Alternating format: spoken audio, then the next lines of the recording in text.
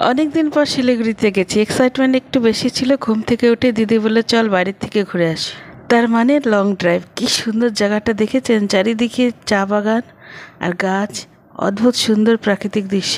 এইসব জায়গা একবার গেলে ফিরে আসতে আর মন চায় না। যাই হোক, আসতে তো হবেই। আসার পথে যেতে হলো বাজারে। কি সুন্দর বাজারটা বসেছে, দেখুন সবজিগুলো কি ফ্রেশ। আজ রবিবার, তাই বাজারটা তো করতেই হতো, আর এছাড়া ঘরে বেশি সবজিও ছিল না। যাই হোক, বাজারটা করে ফিরতে না ফিরতেই গণেশদা চলে এসেছে মাছ নিয়ে। গণেশদার মাছ মানেই ফ্রেশ এবং কেমিক্যাল ফ্রি। অল্প সময়ের মধ্যে প্রচণ্ড পপুলার হয়ে গেছে গণেশদা তার এই ফ্রেশ মাছের জন্য। সবজি, মাংস, মিষ্টি এগুলো আগেই কেনা হয়ে গেছে, এখন মাছটা কেনা হচ্ছে একটু বেশি পরিমাণে। ও কারণটা তো বলা হয়নি, কারণটা হলো দিদি আর সঞ্জয়দার আজকে ম্যারেজ অ্যানিভার্সারি।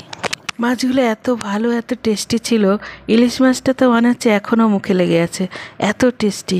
সব জায়গায় ইলিশ মাছ ভালো পাওয়া যায় না, আমি যেখানে থাকি সেখানে তো একদমই নয়। ও বলা হয়নি, আমি থাকি উত্তর দিনাজপুরে। কিছুদিন আগে বাজারে গিয়ে আমি একটা ইলিশ মাছ কিনেছিলাম, কিন্তু এত কেমিক্যালের গন্ধ ছিল কি আর কেনার ইচ্ছা করেনি। অ্যানিভার্সারিটা নিজেদের মধ্যেই আয়োজন করা হয়েছিল, বাইরের কাউকে বলা হয়নি। এমনকি সমস্ত রান্নাগুলো দিদি নিজের হাতে করেছে। এই সাই বাবার মূর্তিটা আমি দিয়েছি, আর এই গোলাপগুলো।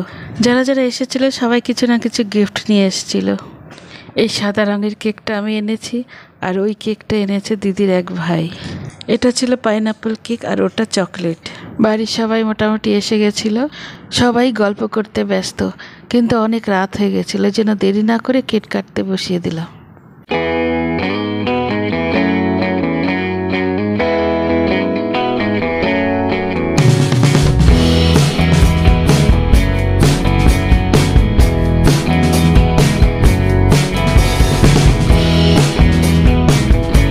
অনেক রাত হয়ে যাওয়ায় আর দেরি না করে সবাইকে কেক আর কোল্ড ড্রিঙ্কস খাইয়ে খাইতে বসিয়ে দিলাম।